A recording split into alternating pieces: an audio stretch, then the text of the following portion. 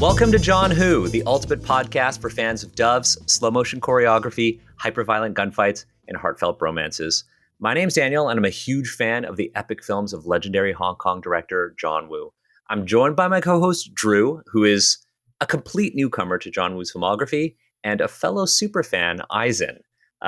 For this episode of John Who, we're going to be discussing an earlier movie in sort of his career, his first film under Golden Harvest, Last Hurrah for Chivalry. Now, before we share our thoughts, let's first dive into the background of Last Hurrah for Chivalry with some, interesting production information, of which there's actually very little, because at the time, companies didn't have to disclose earnings, budgets, and anything like that. So what we are able to find is actually very minimal compared to even Hard Boiled and Face Off from episode 1. So Last Hurrah for Chivalry came out on November 11th, 1979. It has a rather large cast, with the two leads being Wai Pak and Damien Lau. John Woo actually was the screenwriter for this movie. And that's pretty much all the information you can get on it. You can get, the cast and some of the crew. We have the date, and that's about it. Despite that, this is actually a fairly accessible John Woo film. You can find it on Prime Video. You can purchase or rent it. Apple TV, there is a Dragon Dynasty DVD, and there are two ways to watch a sort of modern remaster of it through Criterion. There's a Criterion Blu-ray, and you can watch it on the Criterion channel. This is actually one of John Woo's only movies that has, I think it's the only John Woo movie that has a Blu-ray Criterion release. Previously, Hard Boiled was a Criterion release, but that was in DVD format. So if you're looking for an early John Woo film in Blu-ray, this is the only one that you can get. You can also rent it in Google Play Shop, by the way. Ooh, okay, cool. Good to know. Because I never look at Google Play Shop. Very rarely people do. It's like people who listen to music on, was it YouTube Music or Google Music? Probably. I mean, I use YouTube Music. Yeah, shit talk. Yeah, if we want to shit talk it. No, there's plenty to shit talk. Did you say there's plenty to shit talk about this movie? No, about YouTube Music. Oh yeah, of course. But yeah, that's it for the background on Last Hurrah for Chivalry. So this is earlier than any other movie that we watched so far. So way earlier than Face Off and Hard Boiled. One of the things that Drew and I are trying to do for each season of this show is to kind of mix it up, not only in genre, but in time period in John Woo's career. So let's kind of go into our discussion. And we always start the discussion with the IMDb summary. Now, for this, I actually pulled 3 summaries. I pulled IMDb, Rotten Tomatoes, and Criterion, and they are all very different from one another. So we could start with IMDb and then go into discussion, or I can read all 3. Drew, what do you prefer? Go for it. Just read all 3. Okay, I'll do all 3. Let's do this thing. So IMDb says, a son tries to avenge his father and gets 2 sword fighters to help him. Rotten Tomatoes says, a man enlists the help of 2 sword fighters to seek revenge upon his father's mortal enemy. And then Criterion says, unaware they are caught in a deadly game of deception, a pair of rambunctious swordsmen join forces to help a nobleman in his quest for vengeance. So, Drew, did any of these summaries accurately convey what you experienced as a first-time viewer of Last Hurrah for Chivalry? Okay, so the first 2, so a son tries to avenge his father and gets 2 sword fighters to help him. That is very, I get why that is the summary if you don't want to spoil things, right? Yep. But I would say that the Criterion one's a little bit more accurate. The idea that they're in a web of deception, because they clearly are. The son in question is a real asshole about things. Yeah, a real piece of shit. At one point, I got really confused because I was like, oh, he wants revenge. Yeah, okay. Oh, why did he sick that one guy on his grandmaster? Oh. Oh. Oh, he's a bad man. I see. I understand now. All right. Yeah, I think that the IMDb and Rotten Tomatoes summaries are, like you said, they're as spoiler free as possible. It's like two dudes Sure. with swords help a guy out, is basically what they say. So the IMDb one is pretty much almost confirmably factually wrong because I don't think the father died at the hand of his target of vengeance. He No. is the mortal enemy of the target of vengeance. So Rotten Tomato got it right. It's just Yeah. wasn't particularly the plot, but factual wise, Rotten Tomatoes would definitely make more sense. And I wonder who generates the IMDb ones, if it's like some sort of AI or if it's user submitted and moderated. I'm assuming it's user submitted and moderated, honestly. Well, people are clearly better on Rotten Tomatoes than IMDb. But like overall, what did we like think of this movie? So Eisen and I watched it together, and as you know, for the show, Drew watches it independently. I'm really curious to see what you thought of this, Drew, because it is very different from Face Off and Hard Boiled. Yeah, so I'm fresh off the Wuxia boat. I finished watching it about 40 minutes ago. So like it just happened for me. It was fine.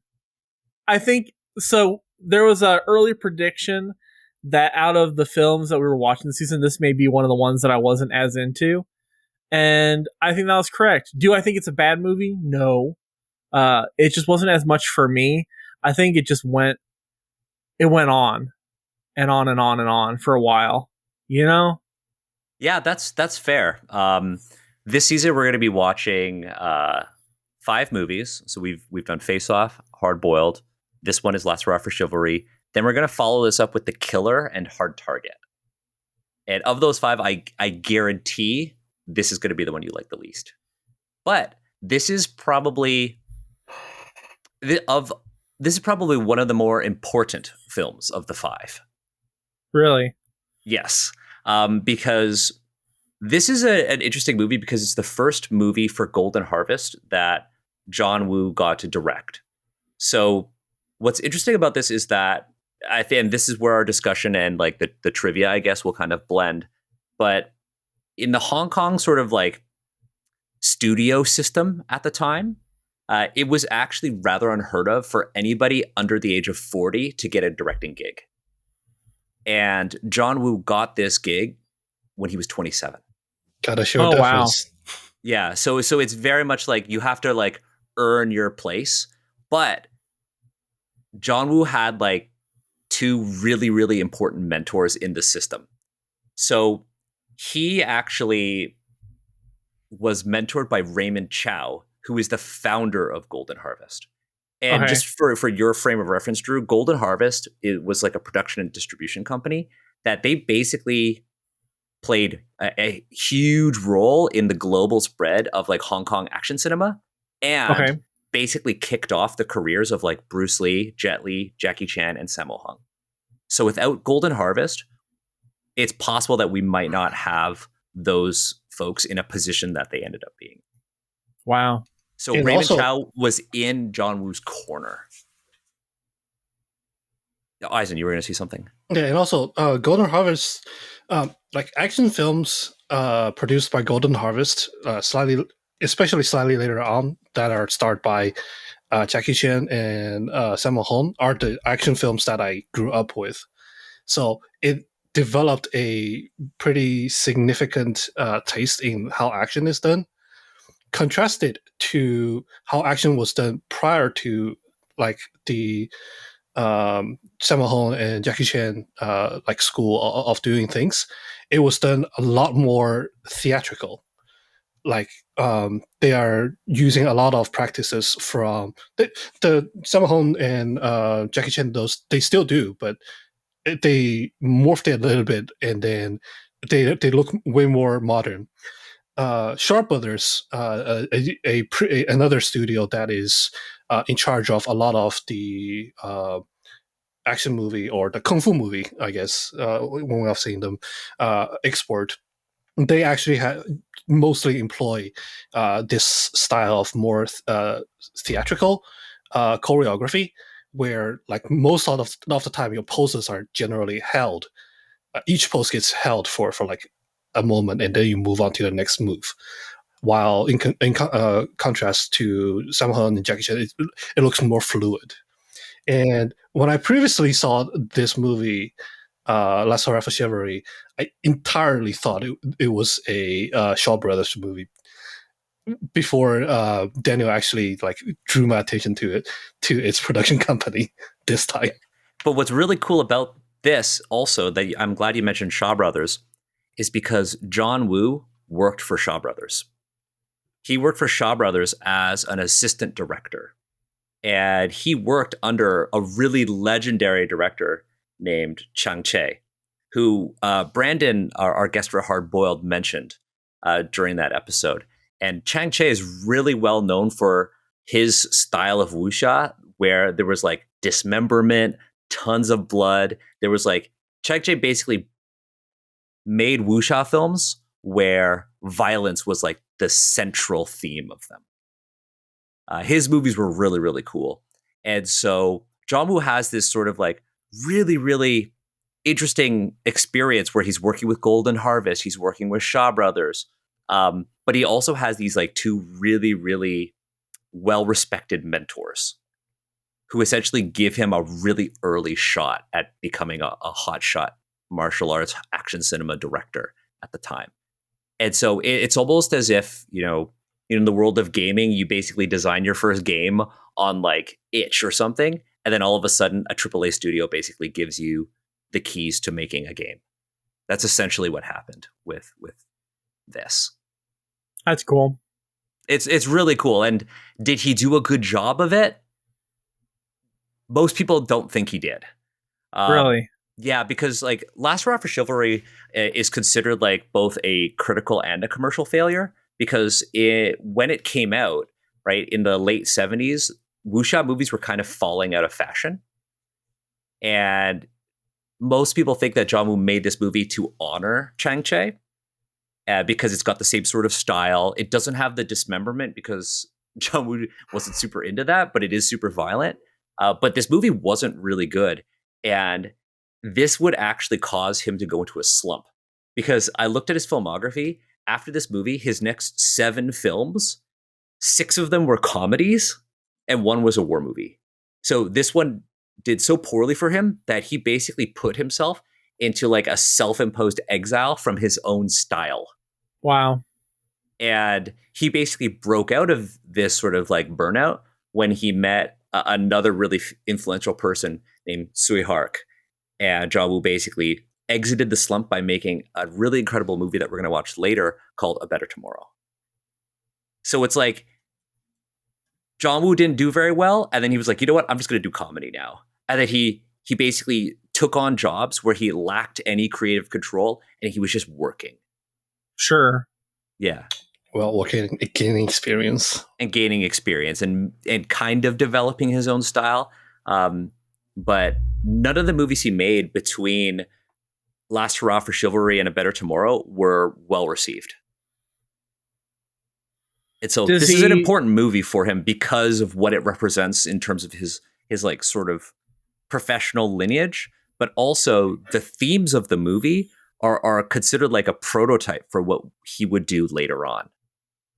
So does he go on to do more like A Better Tomorrow? Is that another wuxia film, or does he go on to do more wuxia? This is his one and only wuxia movie. So he just never goes back to it. He just never goes back. He's done martial arts movies. Like he did a movie called Young Dragons, but that's more, it's not really a wuxia movie. It's like a martial arts movie. Sure. And he did, he worked with like Jackie Chan on like a movie. But no, this is the first and only wuxia movie he's done. Yeah. I don't think it was that bad to warn a slump, personally. I mean, I get it. I get why he went into a slump, but if I had to rate it, which I will later, you know, yes. I don't think it was that bad. But if you think about it, though, like he's being propped up by all these like huge names. Yeah. And he makes a movie that just underperforms. Sure. It's a lot of pressure. Yeah. But what I think is like cool about it is that you see the makings of narrative and stylistic elements that we saw in like Hard Boiled, right? Yeah, you got two dudes becoming bros. Yeah, well, this is yeah, that's very much it. Like, this is a movie. This is like a wuxia bromance, Yeah. right? And you did see a lot of those because a lot of the wuxia movies, like before this, actually featured female leads, like Dragon Inn, Come Drink with Me, which both of which I've watched with Izen actually, had like female leads, and so making a wuxia movie at a time when that genre was losing popularity, but also choosing to make it two male leads was kind of like a bold move for him at the time. Okay. I wonder if that time the genre is losing popularity in cinema was if it was because it can wuxia. There are more and more wuxia TV shows, and TV series as a medium might be better at telling like long wuxia stories, and there are a lot of long wuxia stories to adapt. This is roughly the time, I'm pretty sure, where the new age of wuxia, which was led by both Jin Yong and Gulong, started becoming serialized. That's a good point. And that style of wuxia media and storytelling is very different from the early stuff. Absolutely. Like, my preference personally is for the early stuff. Right? Like, all three of us worked on, my RPG, like Wandering Blades, which is very much like the early wuxia, and not like the Jin Yong stuff that people know about. There are elements of it, but I like the sort of the early violence of those movies. Yeah, Jin Yong just loves his melodrama. Yeah, he loves his melodrama. But like, I want to know more about what you think, Drew. Especially given that you've seen John Woo at like some of his best. Like, Face Off is definitely his best Hollywood movie, and Hard Boiled is certainly in his top 3 movies of all time. Sure. I can definitely see like the beginnings or the trappings of his like iconic style of the just action scenes that are just go go go, very fluid, constant action that are then like punctuated by these like dramatic close-ups. Yeah, like, or even comedic moments too. Yeah, comedic moments. Like, okay, at the end, in the very final fight where they fight the son who had hired them. Every time with his magical fucking sword, he just goes boo boo boo boo boo and just leaves. Yeah, he just vanishes. Yeah, he's like, smoke bomb, and then he's gone. That just reminds me of a reference, a joke reference that in Kung Fu Hustle, actually. Do you remember? Oh, really? Do you remember a palm move that's fallen from the sky? Yeah. Do you think that's a reference that was inspired by this movie? I doubt it, but whenever I see that scene in this, when I watch this movie, I just get reminded of that falling palm. I never thought about that. Kung Fu Hustle is an incredible movie, a far better one than this one. I loved the scene where there's a sleeping Buddha fighter. Oh yeah, that scene is incredible. That scene's so weird because like they set up this like big showdown where they're gonna raid this like villa, and they talk about all these named characters like Yellow Weasel and stuff like that who are like kind of guarding the sanctum. And then there's this sleeping, so they have all these really cool and elaborate like fight scenes, and then there's sleeping Buddha, who's just this like martial artist who like falls asleep between beats. Yeah, and I loved it. And he gets worse as they deal damage to him, and he starts to wake up. Yeah, it was totally very different from any other fight scene. Yeah, totally, totally so different. I mean, it's just wacky. I mean, I would even rate the fight scene between them and the son at the very end, the climactic end fight, also because of that like sudden like wire fu happening where he just vanishes into the clouds. both of those everything else felt pretty grounded in a sense. I mean, it's obviously over the top martial arts action, so it's not maybe the most realistic fighting or combat, but it stays grounded within its own sense of logic. And then Sleeping Buddha and Man Who Disappears into Sky are just incredibly tonally dissonant. I don't think in a bad way, but just it's so incredibly off-brand for the rest of the film. To me, it felt like John Woo was like experimenting with different types of storytelling. It's like, I'm going to make a really dramatic martial arts like wuxia movie, and there's going to be potentially some like romance elements, right? There's Xing Yi, and then there's that courtesan who plays like the zither, yeah, in the brothel. And you think, oh, there's going to be a romance, but like he could give like two shits about her. He's like, all I want to do is kill people and get wasted. Yeah, and he literally says the phrase, "Whenever I come alone." Yeah. I mean, this is the unfortunate. I feel like this is unfortunate in the English context, because what he meant to say is when I was born, I was alone, and when I die, I will be alone. But no, I totally get. World, yeah, I totally get what they were going for, but absolutely. I just burst out laughing because I was just like, "Whenever I come alone." Yeah. When I was watching with Izen, I did the same, but I muted myself on the call when we were together. I was wondering. It was the only time that I kind of was like, oh, this is like and I would imagine that it's just the dubbing that was bad. Or like, I should say the dubbing, the subbing that was bad. But I still laughed. It's not even the subbing being bad. It was just the subbing not really taking into consideration the colloquial usage of come. Yeah, the nuances of it. It's funny because after the face-off episode, I told Drew, I was like, I'm pretty sure we're not going to talk about come ever again on an episode of John Who. And it took until episode 3. Thought. I thought. He was like, John Woo seemed to be trying to do like a million different things, right? He was, there was some like romantic elements. There was like definitely some like comedy. Then there was like serious like revenge plot. Yeah. And then on top of that, there's this like subplot of this other swordsman who is trying to essentially usurp Chang San's like status as the best swordsman in all of China.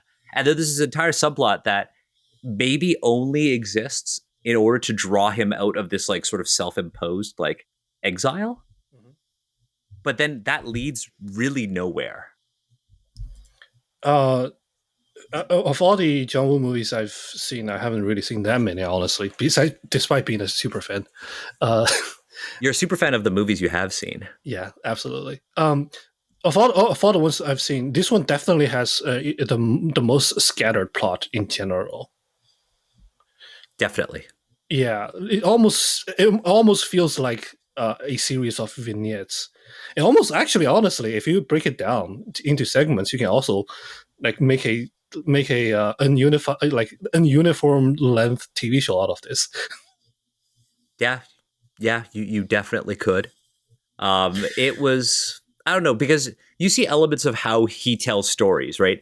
In Hard Boiled, he slowly reveals elements of the main plot line to you, like through the music and through Alan being undercover, through like the hospital location. They're all slowly revealed to you. But you could see he's trying to do that with this movie, but it's so incoherent because he doesn't have like the depth of Hard Boiled's plot. It's inelegant because this feels like a GM that's new to GMing and go, okay, how do I get them to the next like plot that I want them to do? Fuck it. There's a swordsman who wants to draw Zhang San out just so that he can prove that he is the best Dao user in all of Earth. Yeah, it felt weird. It felt weird to me. I think to me, I thought the sword play was really interesting. There were some really cool moments, like the fight with all of the candles, and what's that villain's name again? By Zhongtang, just think of him as like The Officer Guandao Bai. user. It's The it's Yeah. Guandao pack it's user. pack something. Yeah, by Zhongtang. I forgot. I think that the second and third characters add together just to indicate that he is a like official or a magistrate. But it He's like couldn't be the case. he's like the secondary villain of the, or maybe not Yeah. even, because the other swordsman might be the secondary villain. He's like a tertiary villain. Yeah, but I actually thought he was really cool. I thought he was interesting. I liked how he had all of his goods. I like how they assembled his Guandao at the beginning. I actually was like, oh shit, that's really epic.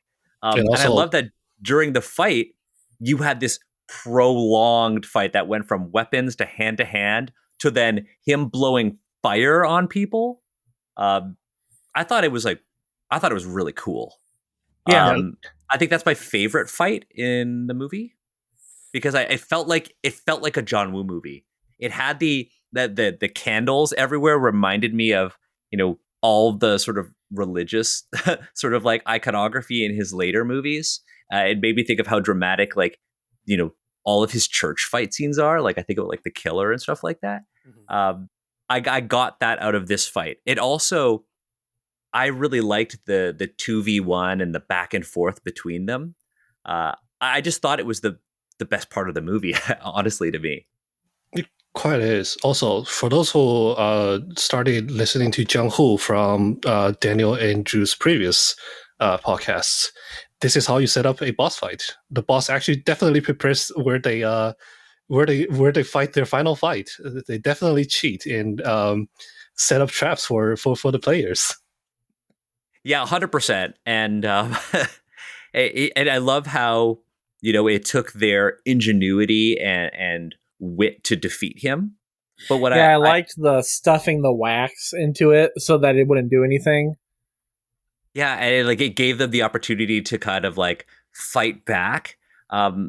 What I thought was really good about that fight scene was that it really, I guess, solidified the fact that these two characters are like martial brothers. They're like, it's like Brotherhood of the Blade sort of thing. Because in all of the so in the Blu-ray, there's a little like slip in there, and it's this essay.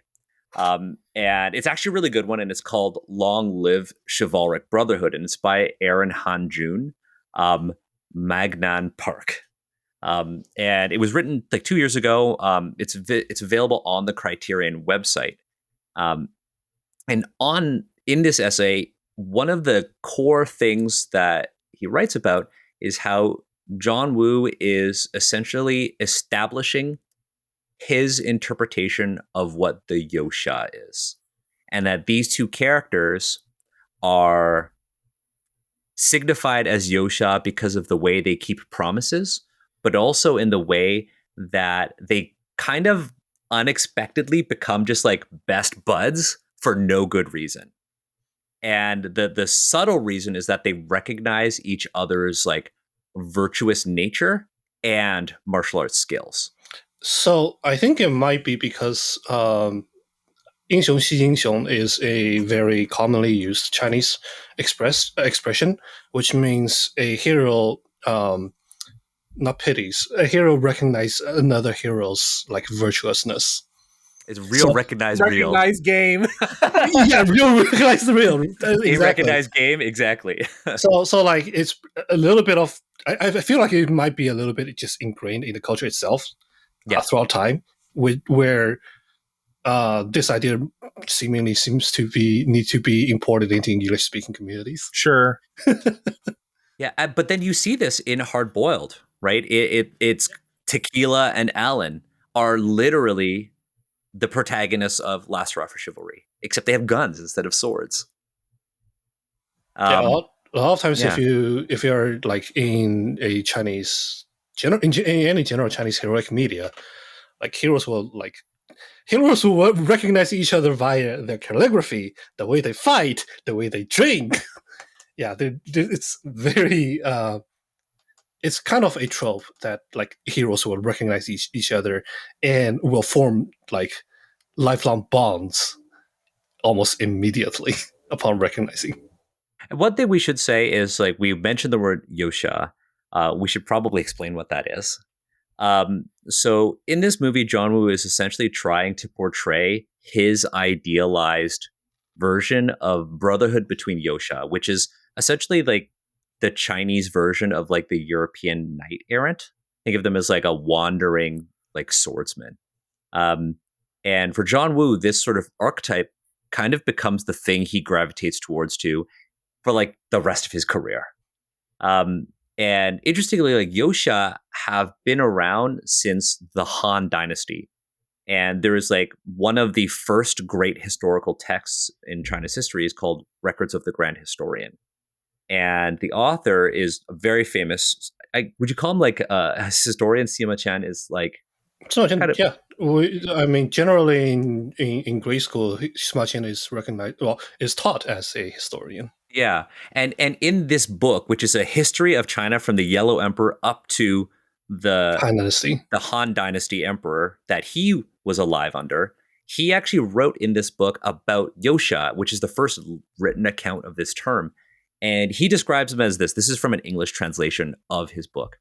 He said, although the actions of the knight errant or Yosha were not in accordance with the rules of propriety, they always meant what they said, always accomplished what they set out to do, and always fulfilled their promises. They rushed to the aid of people in distress without giving a thought to their own safety. And when they had saved someone from disaster at the risk of their own lives, they did not boast of their ability and were shy to hear their virtue praised. Which is literally what John Woo has done for both of these characters. He's literally just made them swordsmen who just keep promises really well. So that was the first time the term Yosha, the two-character term Yosha was ever used in Chinese history. Yes. The first time the one-character term Xia was used in Chinese history goes back even a little bit even further. It was a legalist. I believe it was Han Feizi that says, 侠以武犯禁. Xia will go against restrictions via martial prowess. Sha is in like the vigilante hero. I think when used as one character, I think it is a little bit more wider encompassing. I'm pretty sure it's just martial people who, I guess the sentence says the definition: martial people who go against restrictions such as laws with martial prowess. Oh, interesting. Yeah, this is part of like his thesis. Scholars will disrupt laws via debates, and then martial people will disrupt laws via martial prowess. Yeah, they burn it all down.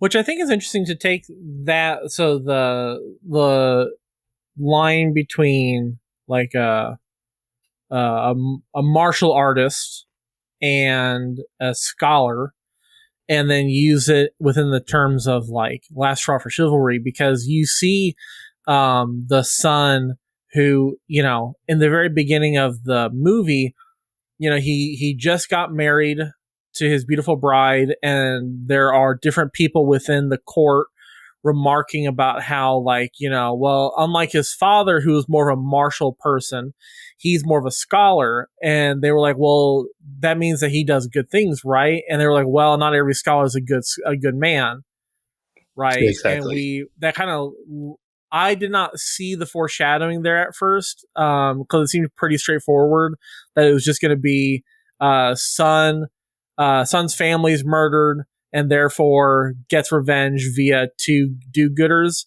I did not necessarily see that coming, but he uses his intelligence and his scholarly ability to subvert laws and subvert like good deeds and subvert like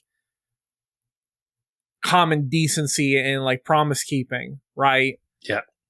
Yeah, because As he's like a fake Yosha. Yeah.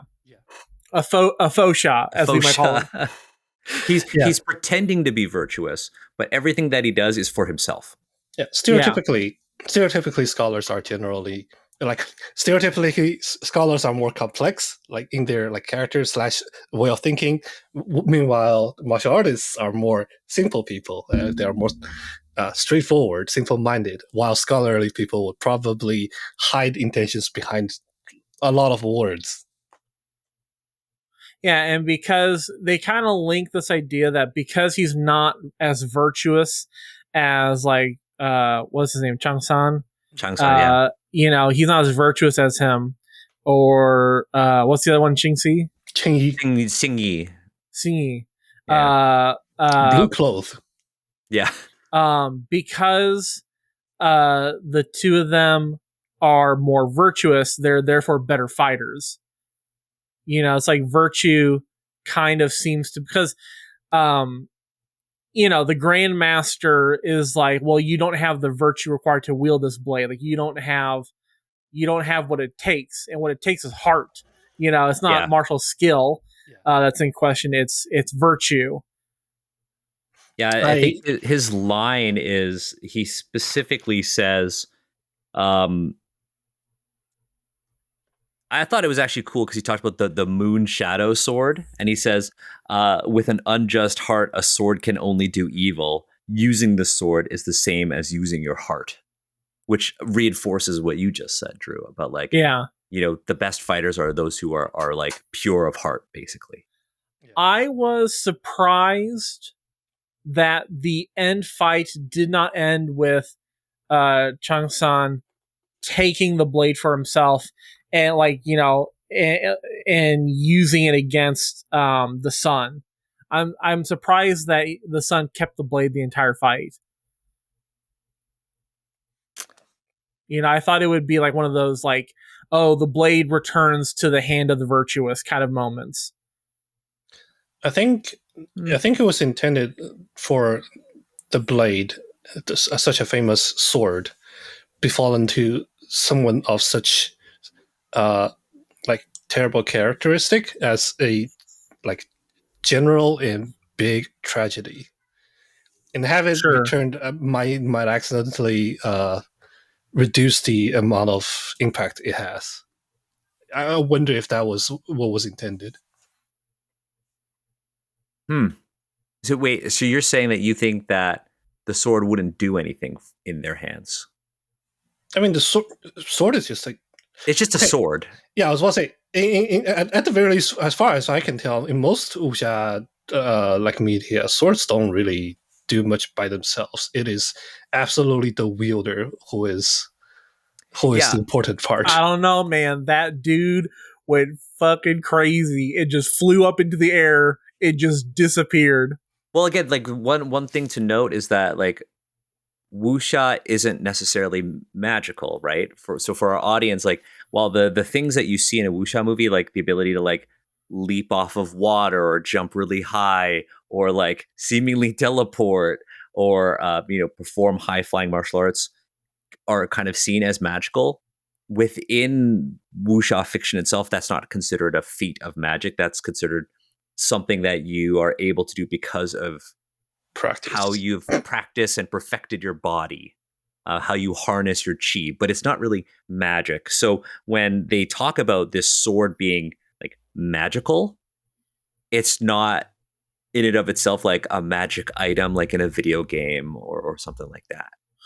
I wonder then if we can connect his ability to like suddenly disengage and almost like kind of re-ambush the two in the end. In fact, he does it multiple times as not necessarily a reflection of magic or of the capabilities of the sword, but just who he is as a person. He is a scholar who always seeks to disengage and not be the one involved in the fighting, but then when he has to, he tries to ambush and take the upper hand. Yeah, I think because Izen had said earlier, your style of fighting and your personality is like your signature. it's less of how you write your name and more of how you carry yourself, and how you It's honestly- fight is a reflection of that. I honestly find it not impossible that like the Sun is always that good at fighting. I think he Just hit was. it. Yeah. I think this is John Woo's not so subtle way of basically being like, this is his true nature. Like, he's holding himself back the entire time to get to manipulate these two heroes into doing his bidding. And then when the time is right, he like unleashes himself. Right? Because he was able to overpower the master, even though the master was wounded. He was able to overpower the master and steal the sword in the first place. Oh, that was when he was gravely wounded. Yeah, he was gravely wounded, but still, you'd think like the master would be able to beat this like wimpy scholar. Well, at least that's my interpretation. Yeah. Yeah, I also have a very cool quote that I jotted down. I forgot the context of. I think it was Ching who said it to Johnson as a response, but he said, as long as there is a first time, there is no last time. Some things, I think it was an intention that says some things, some things are just bad. Just don't do them. As long as you don't do, as long as you started, there's no going back. Yeah, he was saying that in response to the concept of killing, if I remember correctly. Okay. Mm-hmm. Yeah, and because she was like, when are you going to kill for the last time? And he goes, once you start, there is no last. Yeah. It's like you once you kill somebody, once you take a life, you're forever put down that path. Yeah, like violence begets violence. Mm-hmm. Exactly. I mean, that's what we saw with this, right? Yeah, every combat led into circumstances that led into another combat. Mm-hmm. And the thing is, and you can actually see that with Chang Sun, who has clearly killed a lot of people before the events of the movie, and he is trying not to be that guy. But he can't escape that path. He can't escape his nature as the best swordsman. And I think that reinforces what you two have said. Yeah, I mean, the most common, most natural, instinctual conclusion to draw when we hear that Johnson has sealed his sword was he's tired of fighting already. Well, he's tired of taking lives already. He's sealing his sword, and then he's only fighting with his bare hands. Yeah, we see a lot of characters like that, like in the scenery, I guess. We see that in modern stories too, like Rurouni Kenshin. Rurouni Kenshin fights with like a blunt sword. Yeah. Sword of the Stranger, the main character in the movie Sword of the Stranger, keeps his original like katana in this case like tied up so he can't use it until the very end of the movie. Yeah. I mean, 金盆洗手, which is washing your hands away from the martial arts world, is like a common trope. Mm-hmm. John Wick. Exactly. Yeah, John exactly. Wick, baby. Yeah, John Wick. Instead of like, he literally buries all of his guns in his basement. But because he led a life of violence, he can't get away from it. Yeah, that reminds me of a quote from a different movie. I don't think it is a John Woo movie. It is, as long as there, as long as there is men, there is Jianghu. There's no way to get away from Jianghu. And for the audience, Jianghu, not John Woo. Jianghu is. Nor is it Jianghu. Yeah. Nor is it the title of this podcast. Jianghu refers to within wuxia media, the world of martial artists. This counts like swordsmen, monks, assassins, thieves, anybody who would be in a situation where game recognized game is a part of the Jianghu. And when you mentioned John Wick, Drew, I immediately was like, oh my God, the world of assassins is Jianghu.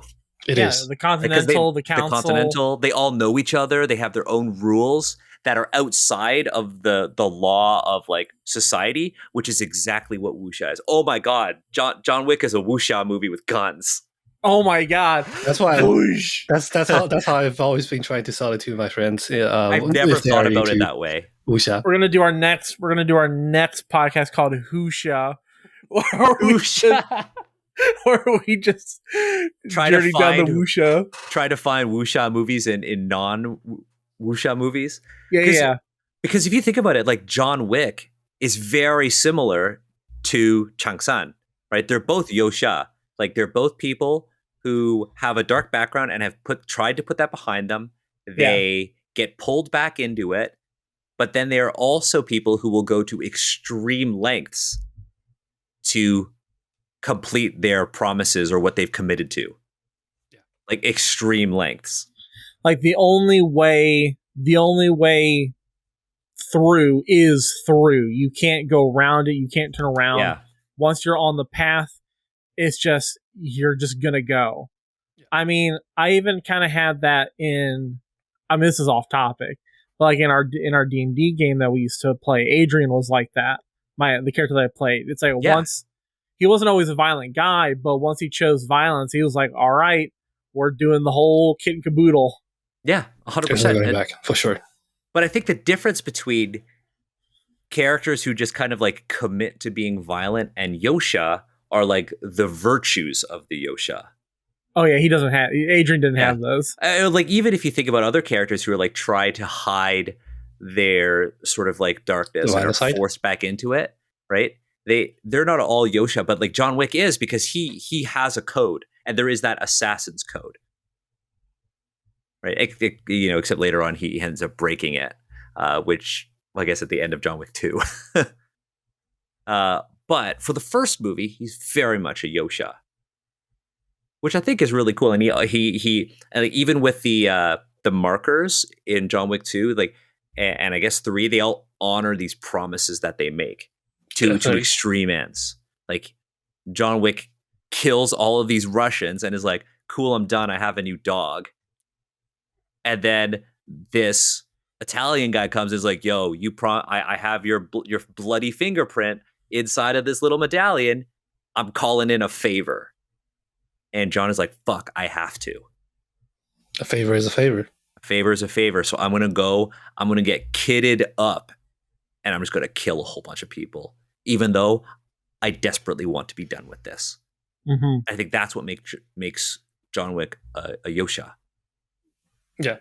No matter what it's not about the violence that you do, it's about the principle that you hold. Exactly. And they don't want to be violent. Like they'll do everything in their power to avoid that. And which is why in many martial arts movies, you have these comedic scenes where the clearly skilled fighter is kind of portrayed as like toying with somebody. It's because they don't want to basically end them right away because they're so skilled.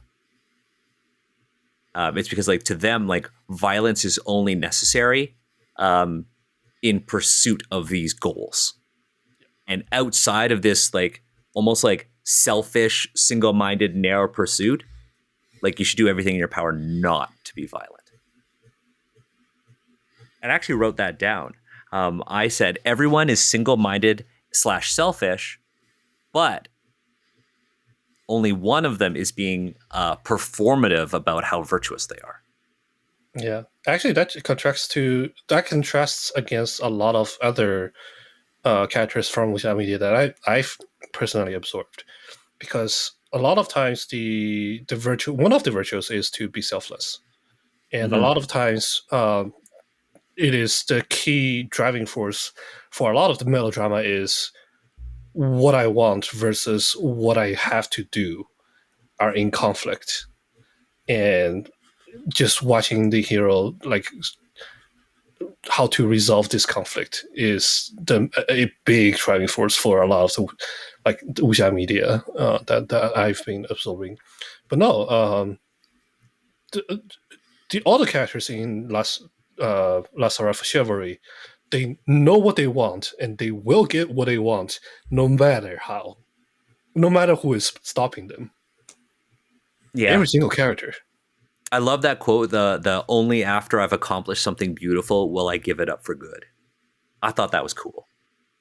I thought that was really cool. It's like, what is this beautiful thing? And it ends up for Tsingy being like dying for something important.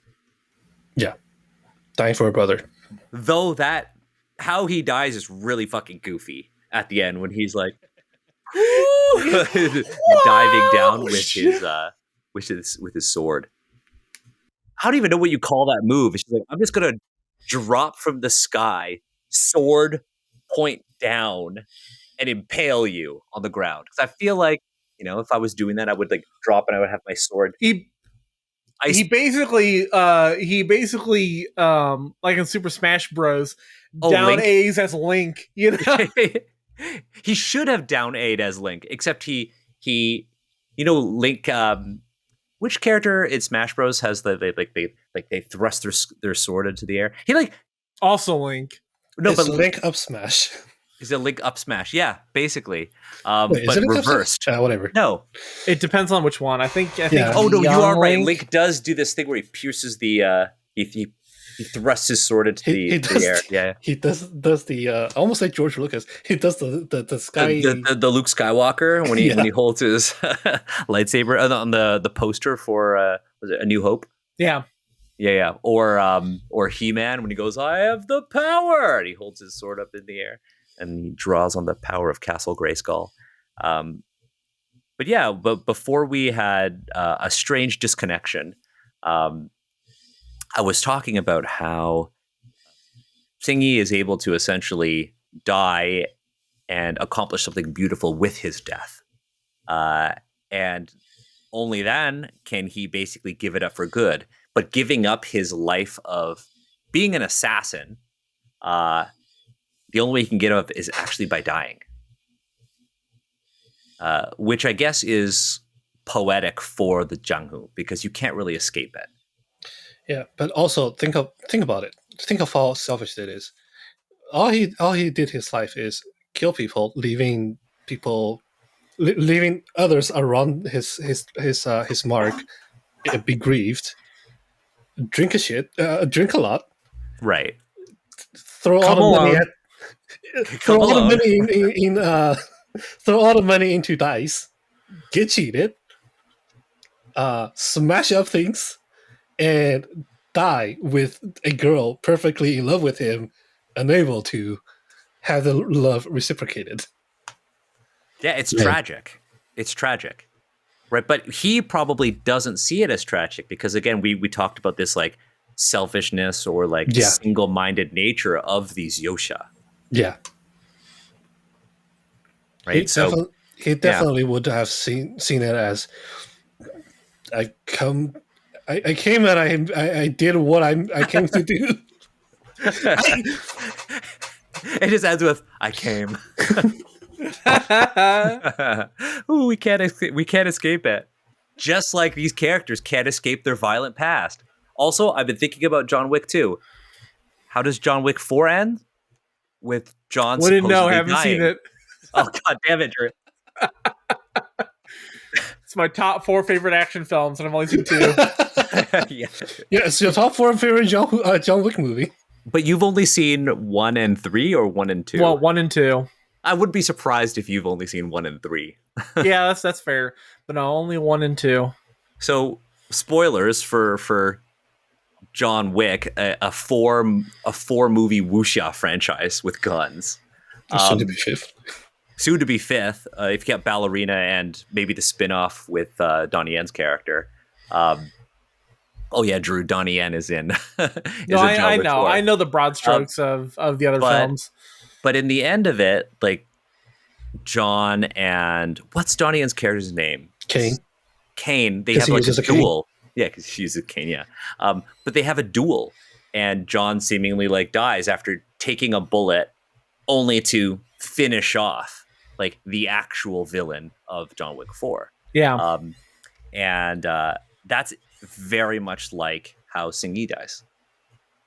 Right? He is able to seemingly escape the Jianghu, escape being a Yosha by dying, which is in his mind something beautiful. And John in John Wick knows that the only way to truly escape this world is through death, no matter what he does, because every single movie, it's him trying to escape. And the only time he actually gets real closure, when the high table isn't coming after him, and hopefully nobody else has a marker on him, unless this dude was just pressing his thumb into medallions, he escapes through death. Right? And he escapes through death through an honorable way, right? Through a duel. Yeah. Though the way in which it goes about it could be seen as dishonorable, But I do truly think that John Wick is a Yosha. I think that John Wick could be seen as a Wuxia movie with guns. 100%. Nobody said the Wuxia movie cannot have guns in it. It's true. Lots of guns. Like Twilight of the Warriors, walled in. Exactly. There's guns in that, and that is very much a Wuxia movie. And instead of the golden turtle to protect you, they have these dope ass suits to protect them from bullets. And they're also with John Wick, because I know this is not a John Wick podcast. Although John Who, it could refer to many Johns. True. We have a little spinoff. We could pivot once we finish all of John Woo's filmography. We do the John Wick movies. Just Drew, you're not allowed to watch them. The rest of the ones that you haven't seen.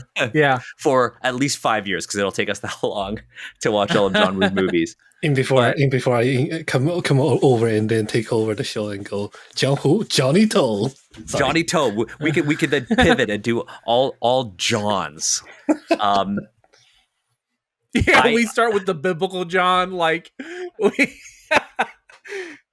You know what? That will come up in a later episode of John Who. That will come up in a later episode. Oh, hell yeah. But yeah, I lost my train of thought after we were like, oh, John Who? We could just do John Wick next. John Wick, totally a wuxia character. Oh, the thing I was going to say was, just like, game recognize game, real recognize real in the Jianghu, in the world of assassins in John Wick, all of the characters have a unique style. Right? In the way they fight, in the types of weapons they use, they're all unique. Like Halle Berry in John Wick 3, she's got her dogs, right? John Wick himself, he uses all Terran tactical weapons. Yes, it's a branding thing, but he uses all Terran tactical weapons. He is the only gunfighter that you see use the Harry's stance. The way he holds his gun close to him. He's the only one throughout the entire franchise who exclusively uses that. Donnie Yen's character, Kane, he uses a cane, but his character is also blind, right? He's very unique. The guy in the first John Wick movie who basically John pays to hold on to that other assassin, he wields like a revolver and he's more old school. He's kind of got that Murtaugh sort of like vibe from like Lethal Weapon, right? Willem Dafoe's character, he's more of like a refined assassin. Yeah, he's snipers. He's a sniper, right? So like everybody's got a unique way of killing, and you see backstabs. Yeah, right. Perkins is awful in general, or like Common's character in John Wick 2. He's also kind of like, he uses very different weapons. He's also the only character who's portrayed as having this really developed loyalty to his employer. He's also another character who is portrayed very similar to that of a Yosha. He's like, you could also say he's like a samurai, and then after John kills his lord, he becomes a Ronin. There are lots of parallels. Also, John Woo was a big fan of Kurosawa's movies as well. Which takes me to one of my fun facts about this movie. We've been kind of like sharing them throughout, but one thing that was interesting was a lot of people believe that John Woo is very purposely paying homage to Akira Kurosawa's style of cinematography in this movie, because the most used cinematic technique in the film is the transitional wipe. I wanted to bring this up when I think, Drew, you were talking about how this could have been like a TV show, or how you get these like series of like scenes that are kind of vignettes that are kind of like put together. Well, John Woo uses 16 transitional wipes in this movie, and he does them to basically be like, time skip, new scene. And this is also another technique that he uses a lot in this movie is rack focus. So Drew, sorry, face. So rack focus is it's a cinematic technique basically that John Woo uses a lot in his movies. Basically, you have these scenes where the focus shifts from one subject to another within the same shot. So in all the scenes when they're moving through like the sort of inns or the restaurants, when we're seeing the different characters kind of like eye each other without cutting, that's rack focus. And so this is done by kind of adjusting the lens's focus ring while you're filming a scene to I see. basically draw the viewer's attention from one sort of plane of depth to another, like from the foreground to the Okay. background, that sort of thing. It allows you to it basically allows you to portray both parties at the same time while having a very defined focus. Yeah, and John Woo does this in like his, he does this a lot in the opening scene of Hard Boiled at the tea house before the gunfight starts. Like John Woo loves to Focus on racks. Focus on racks. He loves to he uses cuts very, very purposefully. Yeah. He loves like long continuous shots. I mean, the famous one taker from Hard Boiled, because they allow you to see everything, right?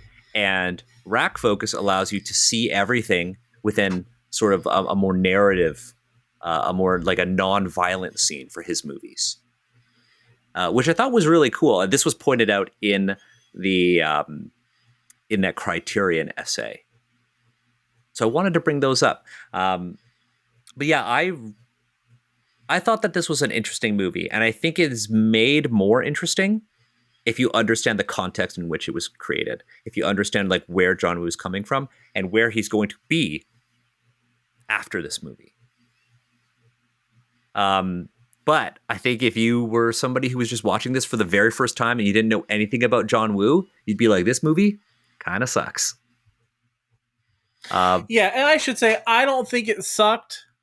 It's not my favorite. I don't know. I'm always very reticent to say if a movie's bad or not. I just chalk it up to it's not for me. That's fair. It's hard to go from Hard Boiled to Last Hurrah for Chivalry. They are like two very similar yet different movies. Sure. Like I would watch Face Off again anytime. That movie's awesome. Yeah, I would watch Hard Boiled when I'm in the mood, but maybe not at any time. Okay, that's fair. And then Last Hurrah, I'd watch it again if I had to. That's also fair. So why don't we go into our review segments? Let's start with the highs, the woes, and the oh-nos. So let's start with what we loved. Let's start with our guest, Izen. Izen, what did you love? Because we're going to go loved, liked, and hated. So what did you love about this movie? What I loved about this movie is specifically two different characters' fighting styles. One is Ting Tianming, which is the swordsman who is after Zhang San trying to seize his best swordsman title. I really love the choreography of how he uses his Dao. In a similar vein, I really loved how Qing Yi uses his sword. It is very almost whimsical, and it's like playful, and it is something that I really appreciate, because swords generally get stereotyped as the boring character, not the boring, the boring good person's weapon, despite how nimble it can be. Right. I think what I'm hearing as well is the thing that you liked were that weaponry was used to characterize different characters, and which is again what John Woo does in his movies. Like Drew, you pointed out with the Street Sweeper and Johnny Wong in Hard Boiled, right? Like honestly, I thought that kind of blew my mind because I didn't think about that. Hell yeah! But we see that with this movie. Cool. So Drew, what did you love about this movie?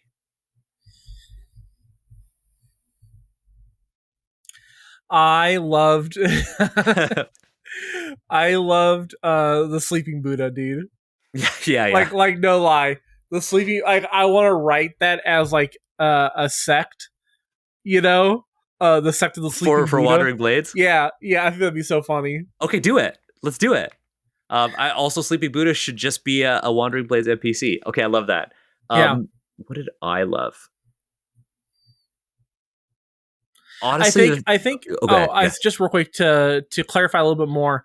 I think the reason I love Sleeping Buddha so much is that Yeah, it's funny, but it's also in a movie where there's so many action sequences, there's so much fighting, and it's like long scenes of fighting. Mm. It can get stale, at least to me, just from how much there is. There's a quantity that we reach where it goes like, okay, there's only so many times it can be different, and Sleeping Buddha was just the right time, I think, to kind of reinvigorate the fight scene. So yeah, that's why I liked it so much. Yeah, I can imagine. It's a good point. I can imagine the Sleeping Buddha segment to be intentionally put there as a like stress release to a degree. Like there's still danger assumed for the two heroes, but right. It's almost like it's a palate cleanser. Yeah, exactly. Yeah, it's almost like it's a palate cleanser. I think the thing that I loved was actually the Sanctum duel. I said that earlier. I really liked that duel. I like the candles. I like how the sort of tertiary baddie was like prepared. I love the fire. Also knowing that this movie like was made in the 70s makes it even wilder for me. The fact that he was like blowing fire on these guys. I love that. So yeah, that's what I loved. What did we like, Izen? What did you like? I like that in this movie. I think I previously mentioned this movie actually like presented a novelty for me in that the depicted heroes are more selfish, which is novel to me because once again, the ones I'm used to, the heroes are like righteous, not self-righteous, righteous. They're the good boys. Yeah. And these two are not. Technically not. Johnson beats up his brother-in-law as a matter of convincing marriage. Yeah, we didn't even talk about that. Yeah, he like ruins his business and everything. He just to practice with his sword. Yeah, it's just to test if the sword is actually still good. Man. Yeah, that's fair. I mean, you gotta make sure it's okay. Yeah, I think that's actually really cool because you definitely expect like self-righteous heroes in wuxia, but I think John Woo's interpretation of that is like they're self-righteous in pursuit of fulfilling their promises. Exactly. Drew, what did you like about this? I think my like was the Sanctum duel. Okay. I don't think I loved it on the same level as you did, but I think it was a really enjoyable fight. I think it's my favorite fight outside of Sleeping Buddha. Yeah. I think I would actually flip, and the thing that I liked was the Sleeping Buddha. Hell yeah. The reason why I don't love it was because it was just this wild whiplash of like these serious fights and then just like it was just weird to me. But no, I liked it for the same reason you did, because it was goofy, it was fun, but the reason why I don't love it is because it felt out of place. That's fair. Especially at the end when he's like, "Oh, they defeated me. I guess I'm gonna stumble into this seat and then lie down on the throne and then fall asleep." Yeah, it was strange, but not in necessarily a bad way. If it was like a comedy wuxia movie, I'd be like, "Oh, this is like perfect," and then I would just love it. Sure. So what did we hate, Izen? What did you hate in this movie?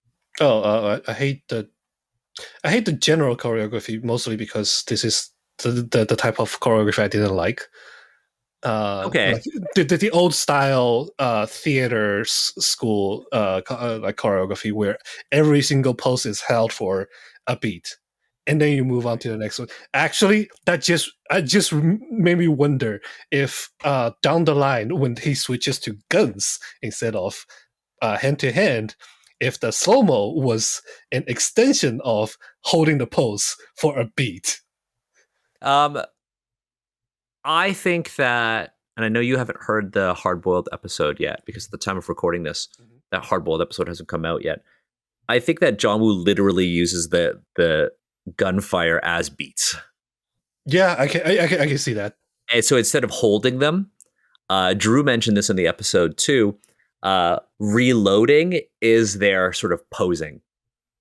Like it's that like moment in the sword fight where Drew talks about how like the gunfights are like sword. I've mentioned that gunfights are like sword fights, and then Drew mentioned that when in a sword fight they lock blades, when they like blade bind, that's kind of like when they're apart and reloading their guns, and that's when they talk, and that's when the banter happens in a gunfight for John Woo. Yeah, So there's I like think two. that's also when they hold poses. Yeah, Yeah, there's that's like fair. two types of blade binds in his gunfights, at least so far in Hard Boiled, and I would say in Face Face Off Off as too. well, where it's the blade bind is when they're reloading and talking to each other, as well as when they both have each other's gun in their own face, like Yeah, where yeah. they're just like this right here, yeah. you know, and they're talking to each other that way. Those are both, I think, examples of a gun version of a blade bind. Yeah. Yeah, But yeah, 100%. my dislike is absolutely very personal taste dependent. That's fair. I think John Woo uses slow motion differently later on because he uses slow motion to emphasize the hits or to emphasize like the action rather than to like show poses. That's fair. Drew, what did you hate from this movie? I wasn't in love with the whole sequence with the character Prey. Oh yeah, yeah. You It mean just felt kind of unnecessary to have that story beat in there, yeah? and it just felt like it felt. I got what John Woo was going for, and it clicked eventually. But it wasn't a very satisfying segment to me, and it just felt like part of it felt like it was prolonging the movie for prolonging's sake. Yeah, it's You like know? we said earlier, it's kind of felt like an unnecessary side plot. Yeah, it just felt like a filler that didn't need to be there. Yeah. The thing that I hated the most was actually Chang San, the character. I did not like him. If this movie was just about Xing Yi, I'd be like, dope.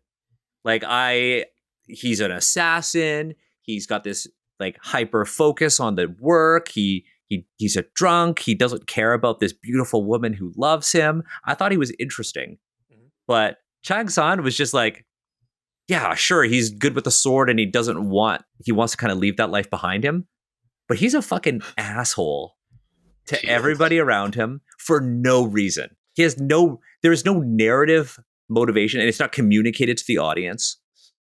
And the way he wrecks his brother-in-law's shop, the way he beats up his brother-in-law for not wanting, for honestly good reasons, to marry his sister. He's like, I don't want to marry her because she deserves the world and I can't give her anything because I'm broke. And also, you're her brother, and you beat me up. And you beat me up. And then he proceeds to beat him up. Yeah, exactly. And then he's also like, oh, I'm broke. So when he finally has a store, Chang San goes and wrecks the shop. And then his brother-in-law even says, I don't know if I can afford to fix this. How am I going to afford to fix this? I don't like that character. This goes back to the my theory that this might be just like a few stories sandwiched together. Chang San is honestly the best mirror for the antagonist, for the chief antagonist. John says brash. The chief antagonist most of the time is courteous to others and calculating, whereas Chang San is impulsive. Yeah, and then. But on the other hand, Ching Yi does feel like he is a better protagonist. He's just more developed. If Ching Yi is in his own story. Yeah, he's consistent too. Yeah. Like maybe for Wandering Blades, we need to add in Blue Shirt as a character. But interestingly enough, in the textbook that we use, John Woo, the Films, 2nd edition, they refer to the character as Green. They call him Green. Yeah, I thought not the translation. I don't know about the translation. I have no idea how translating works. But I thought the subtitle in mine said green shirt. It did. So here's the common issue for both Chinese and Japanese. It seems like these two languages use like Qing for a type of color that's pretty much in between green and blue. And if I remember correctly, Japanese now uses midori for green and aoi for blue. But like further back, they might have used that same character for both green and blue, if I remember correctly. So that's probably the source of this confusion. But in the movie, he wears blue. He definitely wears blue. And he wears blue in the movie. Technically I'm doing a very bad cosplay of him. Yeah, he wears blue in the movie. I'm fairly certain of that. But when he was like, call me whatever color shirt, it was in the rain, so I didn't really see the color, and so I just went, all right, that's whatever. It's a little bit of cyan. Like in certain lighting, you could call it cyan, but it definitely leans blue more. Yeah. Interesting. But that said, now that we've gone over the highs, the woes, and the oh no's, it's time to get to ratings. So we rate this out of 5 doves, 5 being like it's a spectacular movie. So for reference, episode 1, Drew, just to recap, you and I both gave Face Off 4 doves. Annika gave it 5 doves. Okay. Hard Boiled, you gave it, we instituted the 0.5. You gave it 4.5. And Brendan and I both gave it 5. So what would we rate this? Let's start with you, Drew. What would you rate this out of 5 doves? 3. Okay. It's a 3 dove.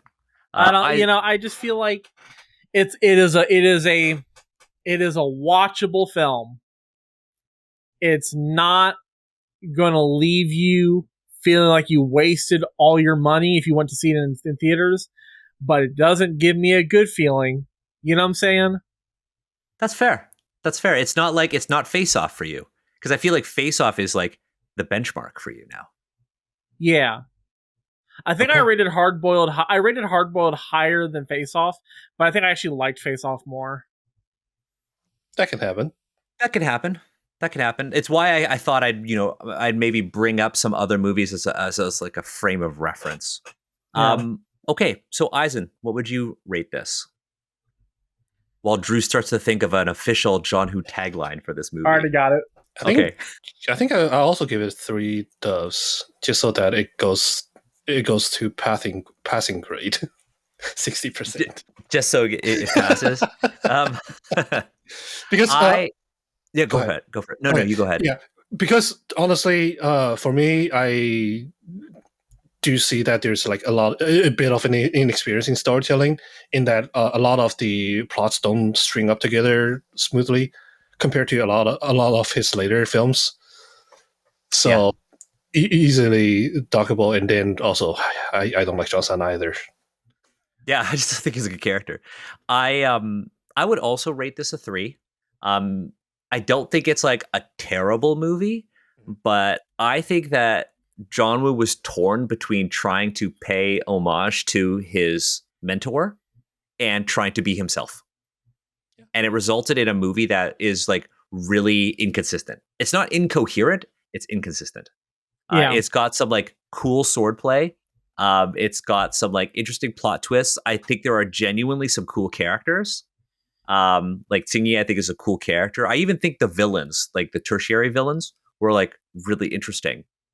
But I think the pacing of the movie and the unnecessary side plots are like they really take away from it. And I think if you had like a stripped down cut of the movie where it was just like a really hyper focused revenge tale, I think I might rate this like a 3.5. Only because I do not like Chang San. If there's a cut without Chang San, then I mean, like maybe it's a 4. But I don't like that character. So as we wrap up, we normally take the official release tagline for the movie and then we make our own. There is none. There isn't one for Last Hurrah for Chivalry. So that means that whatever we come up with is now the official tagline for Last Hurrah for Chivalry. So we're gonna send an email to Criterion, and they're gonna like put whatever you say on this Blu-ray. Yeah. So what is it, Drew? When they come together. I knew it. I should have foreseen that.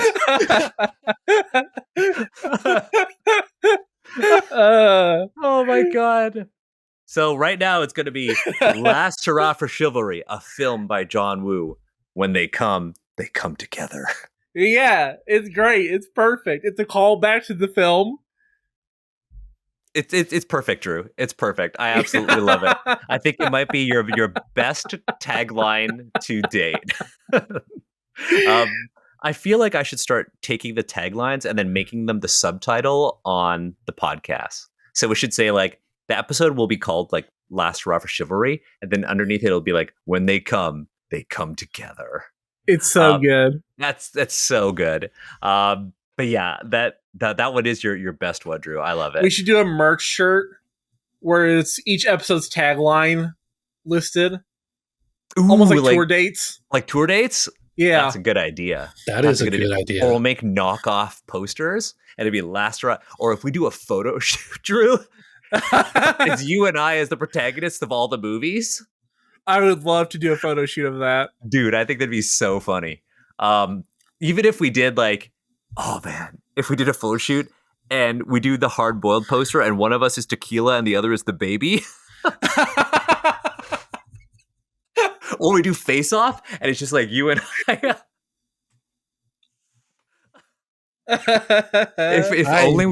If only we were better at Photoshop, we could make that the thumbnails. No, just do a scuffed.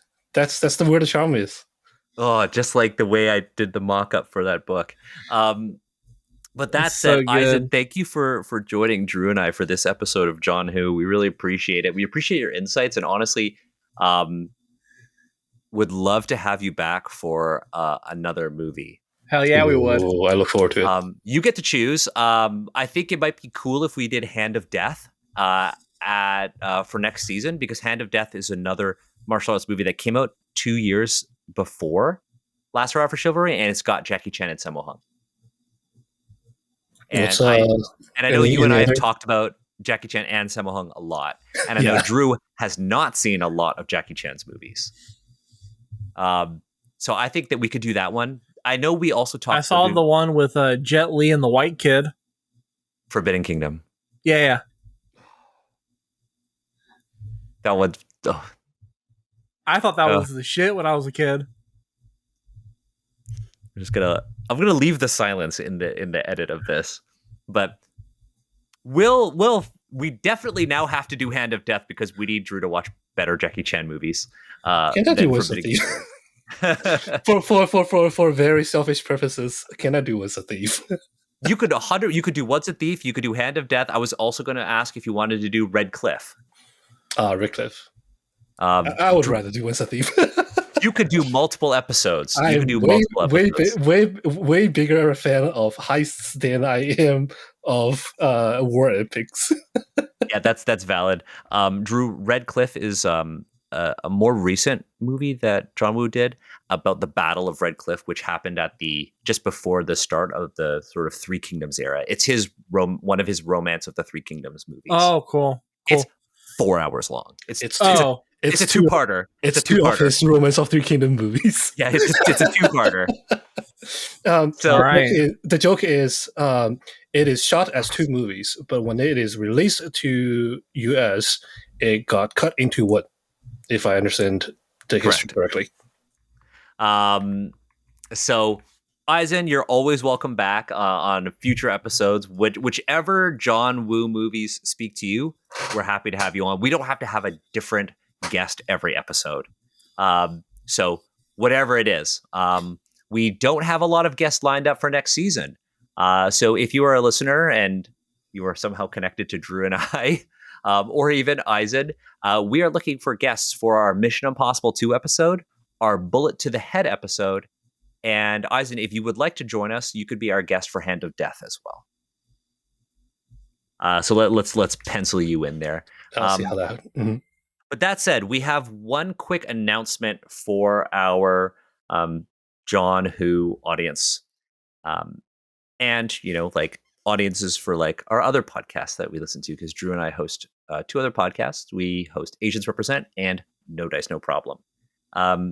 Drew, Izen, and I all worked on a piece of Wuxia media together, and it's a tabletop RPG called Wandering Blades. The cover to Wandering Blades is actually a direct homage to the Criterion cover for Last Hurrah For Chivalry. It's a good one. And if you like the sort of like themes that we talked about, if you like the Yosha, if you like the sort of 1960s, 1970s era of wuxia that really emphasized like violence and drama and like self-righteous or selfish heroes, we made a tabletop RPG about that. And depending on when you're listening to this episode, it might be on Kickstarter. If you're listening to this down the line, hopefully it's successfully funded on Kickstarter. If you want to learn more about Wandering Blades and the work that we did on this together, head to wanderingblades.com. This is a game of hyper-violent melodrama. But that said, Drew, Izen, it was incredible talking about Last Hurrah For Chivalry with you. And I guess we'll end with Drew's tagline. When they come together.